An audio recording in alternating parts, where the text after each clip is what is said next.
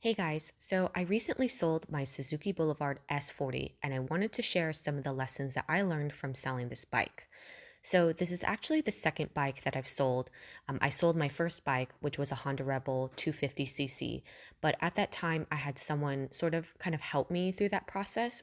And this was the first time that I've sold a bike completely by myself. And so, hopefully, some of the lessons that I learned can help you if you're looking to sell your bike. So, the first tip or the kind of the first lesson, the first step is to figure out where you want to list your bike.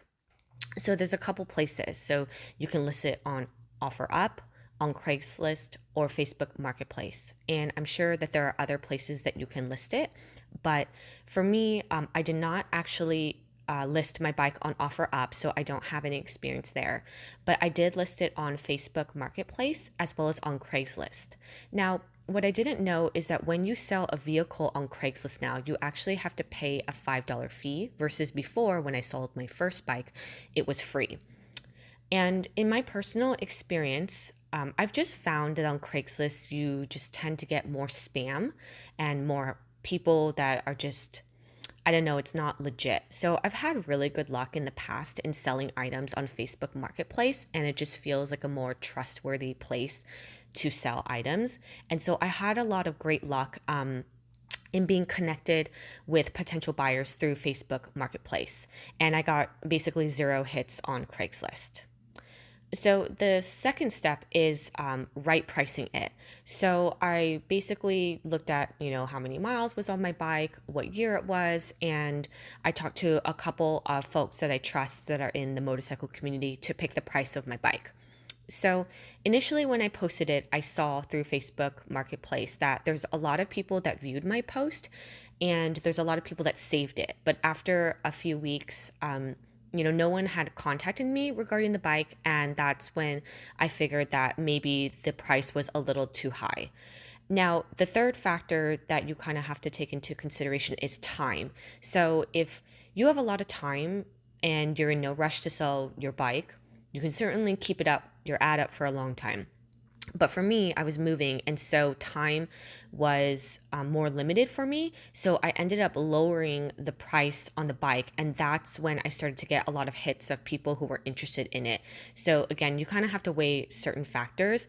So for me, because I was running out of time and I just needed to get rid of the bike because I was moving, I was willing to lower the price, and that's when the people who had originally saved my post decided to reach out and contact me to come take a look at the bike. So the fourth step is deciding who you're going to meet up with. So for those of you that sell items all the time or have experience with selling items, you know that people are flaky, you know that not everyone is legit.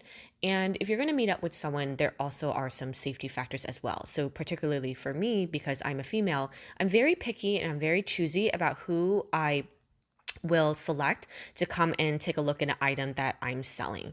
So there definitely were some folks that in the initial conversations, I didn't really get a good feeling about them. And I was confident enough in myself and in my intuition to just not, give them my address or not meet them anywhere to have them look at the bike. And so I initially vetted one person and the person seemed to be legit. And when they came over to take a look at the bike, you know, and this kind of leads into number five, which is kind of like picking the right buyer. So, after the fourth step, which is okay, setting up the meetup time, this person seems legit, they seem reliable, they are responding back to me. I think this person is probably going to show up if we set an appointment. So after that, then it's picking the buyer. So the first person that came to look at the bike, he test rode it, everything seemed right. And then he started to tell me things like, oh, there's a problem here with the bike and there's a problem there with the bike. And he said that my engine was leaking. And I've taken really good care of my bike. I've always taken it to the shop every single year. And I had just taken it back from my mechanic, and this bike was in perfect condition. Now, I understand that this person was trying to find a way to get a discount. But if there was legitimately something wrong with the bike, I would have been more than happy to give a discount on it. However, it was already a great price and the engine was not leaking. So I ended up passing on this person. And the reason for that is because, again, If someone is trying to trick me, if someone is trying to pull something over my eyes, especially if I'm a female and they think that I don't know anything about bikes, that's not someone that I want to sell my bike to. So I ended up passing on him.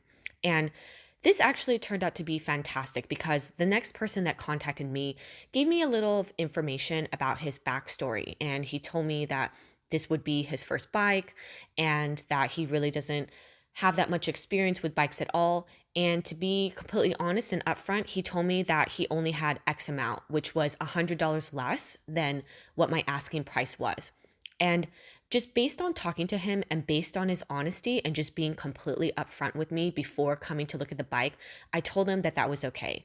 So he came, he looked at the bike, he, basically gave me exactly what he said, which was $100 less than my asking price.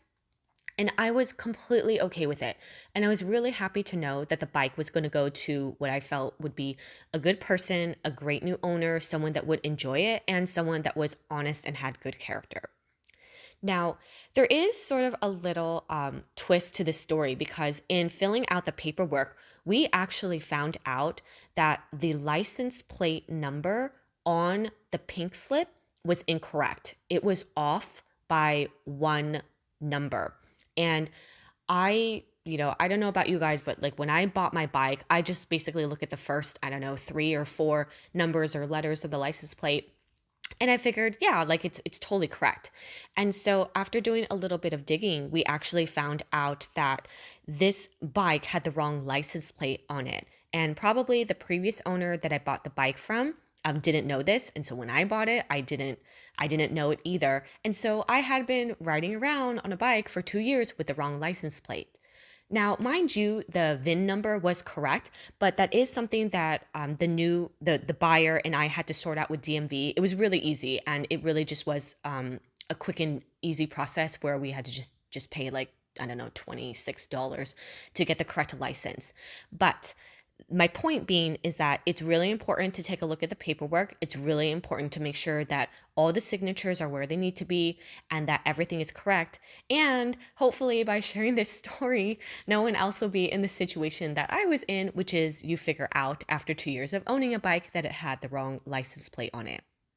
So it really was a pretty easy and painless process. And for anyone out there that has, never sold a bike before, if I could do it, you can definitely do it. And I hope that this video will help in terms of providing some lessons that I learned so that it can also be a quick and easy process for you as well. So thanks so much for watching, and I'll talk to you guys later.